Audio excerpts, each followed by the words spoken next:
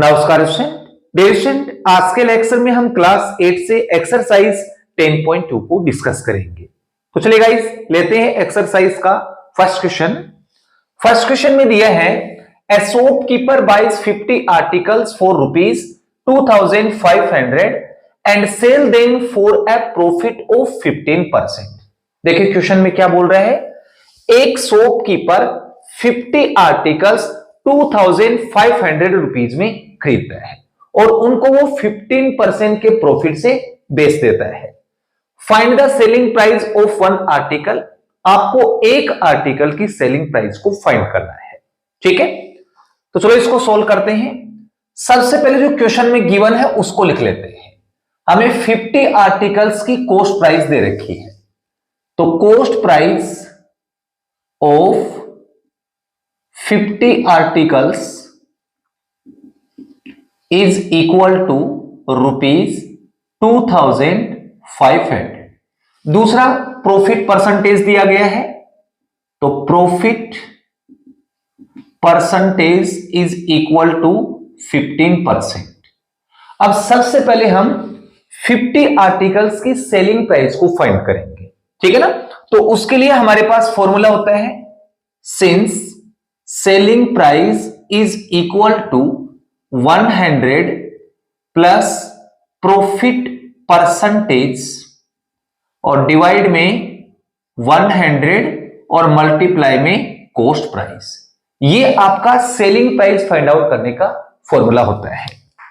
तो therefore selling price of 50 articles is equal to 100 plus में profit percentage 15 divide में 100 into में cost price that is 2500।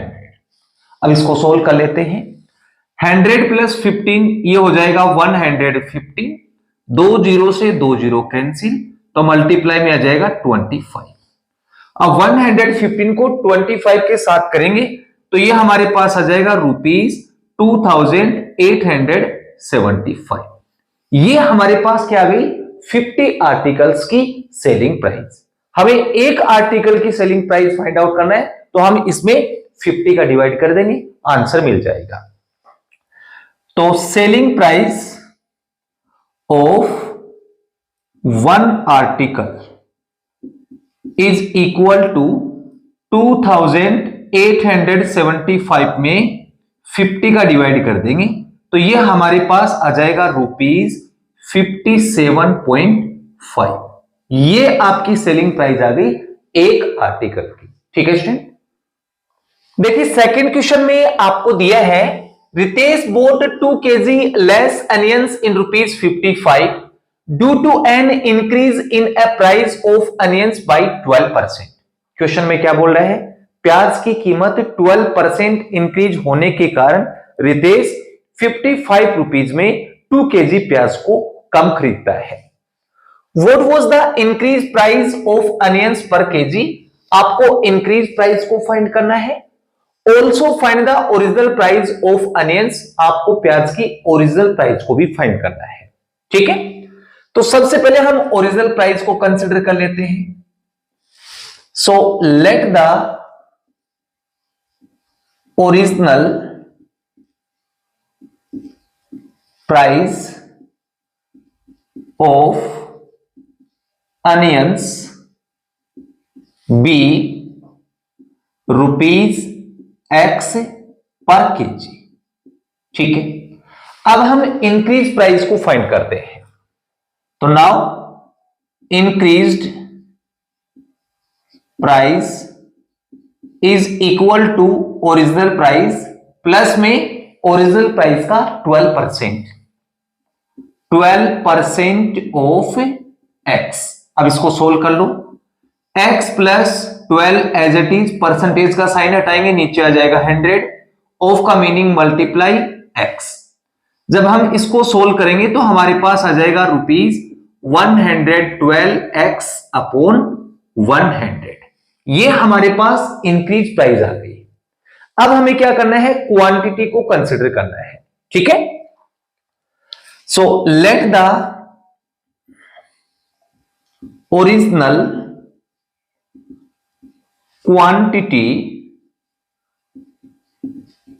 of onions be y kg। ठीक है, अब बात को समझो। जब प्याज की प्राइस इंक्रीज नहीं होती है तो उस केस में रितेश कितने प्याज खरीदेगा उसको निकालते हैं। उसको कैसे निकालेंगे? Original price into original quantity. Original price है x और ओरिजिनल क्वांटिटी y, किसके इक्वल आएगा? 55 रुपीज की। तो इज इक्वल टू आ जाएगा 55। इसको हम इक्वेशन नंबर फर्स्ट डाल देते हैं। ठीक है, अब प्याज की जो प्राइस है वो इंक्रीज हो जाती है, उस कंडीशन में रितेश 2 किलो प्याज कम खरीदता है। तो उसको कैसे लिखेंगे? Increase price that is 112x upon 100 multiply में ओरिजिनल क्वांटिटी y, और 2 किलो प्याज कम खरीदता है तो -2 कर देंगे। पैसे कितने आपके? 55 ही रहेंगे, और ये आपकी इक्वेशन हो जाएगी सेकंड। ठीक है, अब इक्वेशन फर्स्ट है वो 55 की इक्वल है, सेकंड भी 55 की इक्वल है, तो हम इन दोनों को इक्वल रख सकते हैं। तो from equation first and second, equation first क्या है? एक्स वाई, और इसके इक्वल लिख देंगे 112x अपॉन 100 इंटू में y माइनस 2। अब इसको सोल्व कर लेते हैं। देखिए x से x आपका कट गया, 100 को इस साइड लेके आएंगे तो y के मल्टीप्लाई में आ जाएगा। 100y इज इक्वल टू 112 को इसके साथ मल्टीप्लाई कर दो, -2 के साथ करेंगे तो 224। ठीक है, अब 224 को इस साइड लेके आएंगे, 100y को इस साइड शिफ्ट कर देंगे, तो हमारे पास आ जाएगा 224 is equal to 112y minus 100y। अब माइनस कर दो, 224 is equal to 12y। y find out करना है तो 12 इसके डिवाइड में आ जाएगा, तो y के इक्वल में आ जाएगा 224 डिवाइडेड बाई 12। अब इसमें 12 का डिवाइड कर दो, तो इसमें आप 12 का डिवाइड करेंगे ना तो ये आएगा 18.666, इस तरीके से आएगा। तो मैं 67 ले लेता हूं, ठीक है ना। ये आपके पास y की वैल्यू आ गई। अब इस y की वैल्यू को मैं इक्वेशन फर्स्ट में पुट कर देता हूं, ठीक है ना। तो आपके पास आएगा 18.67 into x is equal to 55, ठीक है ना। हमें x फाइंड करना है तो ये इसके डिवाइड में आ जाएगा, तो x के इक्वल आ जाएगा 55 अपॉन 18.67, ठीक है। अब आप इसमें डिवाइड कर दो, देखो 55 में आप 18.67 का डिवाइड करेंगे तो ये अप्रोक्स आ जाएगा आपका ₹2.95। देखो ये मैं अप्रोक्स लेके चल रहा हूं, ठीक है ना। ये आपके पास x की वैल्यू आ गई। x किसको कंसिडर किया था आपने? ओरिजिनल प्राइस को, तो ये आपकी ओरिजिनल प्राइस आ गई। तो therefore original price is equal to ₹2.95, ठीक है। एक काम तो हो गया। अब हमें इंक्रीज प्राइस को भी फाइंड करना है, तो उसके लिए हम क्या करेंगे? x की वैल्यू इसमें पुट कर देंगे, तो increased price is equal to 112 upon 100 और मल्टीप्लाई में x क्या है आपका? 2.95। अब ऊपर वालों को मल्टीप्लाई कर लो तो आ जाएगा 330.4 और डिवाइड में आपका 100। जब 100 का डिवाइड करेंगे तो ये आ जाएगा ₹3.30 अप्रोक्स, ठीक है ना। ये आपकी इंक्रीज प्राइस आ गई। ओके स्टूडेंट, तो ये आपका सेकंड क्वेश्चन कंप्लीट। देखिए थर्ड क्वेश्चन में आपको दिया है 2 almirahs are purchase for ₹7,800। Question में क्या बोल रहा है? 2 अलमीराज को 7,800 रुपीज में खरीदा गया। ₹200 was spent on the transportation, 200 रुपए ट्रांसपोर्टेशन खर्च था। One of them is sold at a profit of 40% and the other one at a loss of 40%. एक को 40% प्रॉफिट से, दूसरी को 40% लॉस से बेचा गया। If selling price was same in both cases, दोनों केसेस में जो सेलिंग प्राइस है वो आपकी सेम रहती है, दैट मीन्स प्रॉफिट और लॉस के केसेस में। Find the cost price of each अलमीरा, तो हमें प्रत्येक अलमीरा की कॉस्ट प्राइस को फाइंड करना है। ठीक है, तो चलिए इसको सोल्व करते हैं। सबसे पहले हम उन अलमीराज की एक्चुअल प्राइस को फाइंड करेंगे। एक्चुअल प्राइस को कैसे फाइंड करेंगे? देखो 7,800 रुपीज में उनको खरीदा, 200 रुपए ट्रांसपोर्टेशन खर्च था, दोनों को ऐड करेंगे तो हमारे पास उन अलमीराज की टोटल कॉस्ट प्राइस आ जाएगी। ठीक है ना, तो total cost price of 2 almirahs is equal to 7,800 plus में 200, तो हमारे पास आ जाएगा ₹8,000। ठीक है, अब मैं एक अलमीरा की कॉस्ट प्राइस को फाइंड करूंगा। कैसे फाइंड करूंगा? क्वेश्चन में आपको सेलिंग प्राइस दिया गया है दोनों केसों में सेम, इसका मतलब मैं इसमें 2 का डिवाइड कर दूंगा तो एक अलमीरा की कॉस्ट प्राइस आ जाएगी। ठीक है ना, तो कॉस्ट प्राइस ऑफ 1 अलमीरा इज इक्वल टू ₹4,000। ठीक है, अब हमें उन दोनों अलमीराज की सेलिंग प्राइस को फाइंड करना है। कैसे फाइंड करेंगे? एक को 40% प्रॉफिट से बेचा गया उस कंडीशन में, दूसरी को 40% लॉस से बेचा गया उस कंडीशन में। तो पहले हम प्रॉफिट को ले लेते हैं। तो selling price of a almirah when 40% profit. अब सेलिंग प्राइस का फॉर्मूला क्या होता है? 100 प्लस में प्रॉफिट परसेंटेज 40 और डिवाइड में 100 और मल्टीप्लाई में कॉस्ट प्राइस। कॉस्ट प्राइस है 4,000। ठीक है, अब इसको सोल्व कर लो। 100 प्लस 40 140, 2 जीरो से 2 जीरो को काट दो तो मल्टीप्लाई में आ जाएगा 40। अब इनको मल्टीप्लाई करेंगे तो आपके पास आ जाएगा ₹5,600। एक अलमीरा की ये आ गई सेलिंग प्राइस। अब दूसरी अलमीरा की सेलिंग प्राइस निकालेंगे 40% लॉस पर। तो selling price of a almirah when 40% loss is equal to 100, loss होता है तो -40 डिवाइडेड बाई 100 इंटू में कॉस्ट प्राइस 4,000। ठीक है, अब इसको सोल्व कर लो। 100 में 40 माइनस करेंगे तो 60, 2 जीरो से 2 जीरो को काट दो, मल्टीप्लाई में आ जाएगा 40, तो इनको मल्टीप्लाई करेंगे तो आ जाएगा ₹2,400।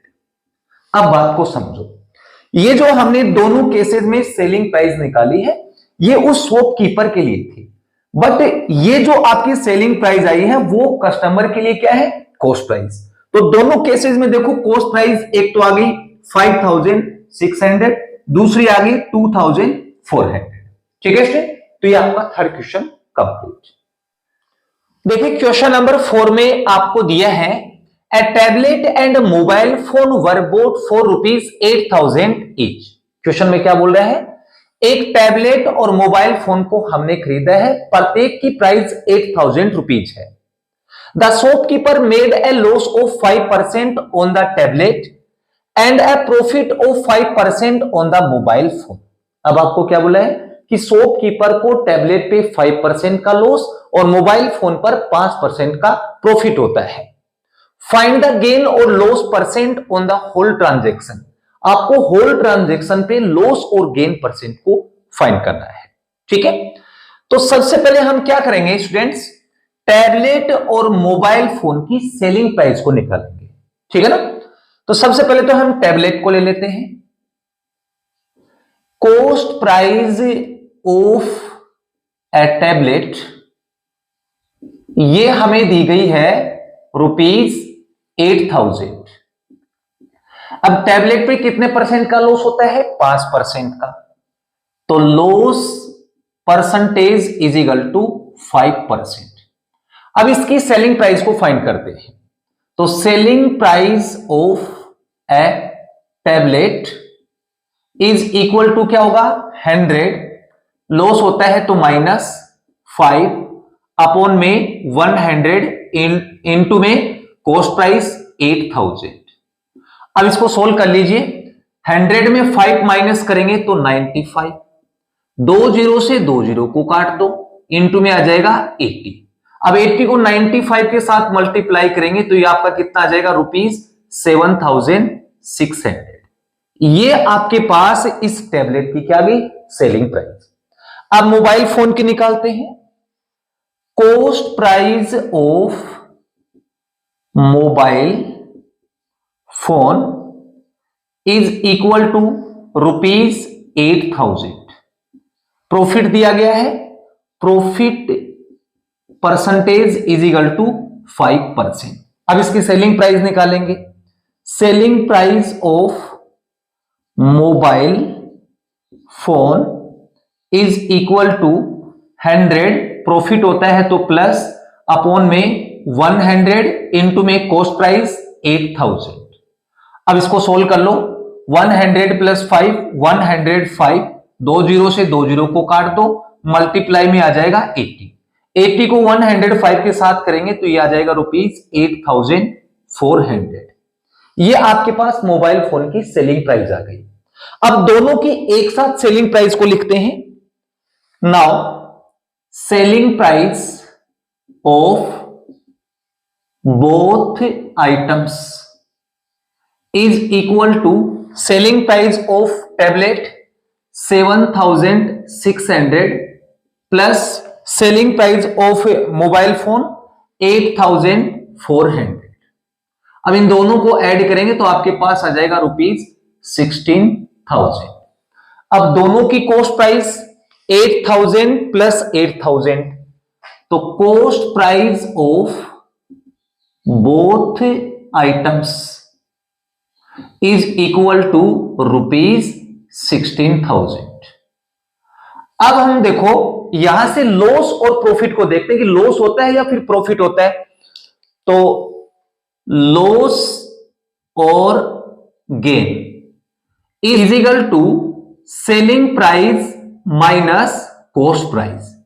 अब देखो ध्यान से, जब सेलिंग प्राइस कॉस्ट प्राइस से ज्यादा होती है तो उस कंडीशन में प्रॉफिट होता है, और जब सेलिंग प्राइस कॉस्ट प्राइस से कम होती है तो उस कंडीशन में लॉस होता है। ठीक है ना? तो सेलिंग प्राइस कितनी है? 16,000 माइनस कॉस्ट प्राइस 16,000, माइनस करेंगे तो क्या आ जाएगा? 0। यानी कि न तो हमें लॉस होता है और न ही हमें प्रॉफिट होता है। तो गेन परसेंट और लॉस परसेंट क्या होगा? 0। तो देयरफॉर लॉस और गेन परसेंट इज 0। ये इसका आंसर आ जाएगा। ठीक है स्टूडेंट? तो डियर स्टूडेंट, आज की वीडियो में इतना ही। मिलते हैं नेक्स्ट वीडियो में, तब तक के लिए बाय बाय।